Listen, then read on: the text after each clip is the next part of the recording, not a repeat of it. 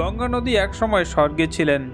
ভগবান শিবের জটায় আবির্ভূত হয়ে তিনি পৃথিবীতে নেমে আসেন, আর তখন থেকেই গঙ্গা হলেন মা গঙ্গা। রাজা ভগীরথ একসময় মহা তপস্বী ছিলেন। তার পূর্বপুরুষেরা অভিশাপে ভস্মীভূত হয়েছিলেন, আর তাদের মুক্তির একমাত্র উপায় ছিল স্বর্গে থাকা গঙ্গার পৃথিবীতে অবতরণ। ভগীরথ বছরের পর বছর ভগবান ব্রহ্মার তপস্যা করলেন। ব্রহ্মা সন্তুষ্ট হয়ে বললেন, গঙ্গা অবশ্যই পৃথিবীতে নামবেন, কিন্তু তার স্রোতের প্রবল শক্তি পৃথিবী ধারণ করতে পারবে না। তখন ভগীরথ ভগবান শিবের কঠোর তপস্যা শুরু করেন। অবশেষে মহাদেব কৃপা করে বলেন, গঙ্গা আমার জটায় অবতরণ করবেন, আমি তাকে ধারণ করব। গঙ্গা স্বর্গ থেকে ঝড়ের মতো নেমে এলেন, কিন্তু শিব তার জটায় আটকে দিলেন প্রবল স্রোত।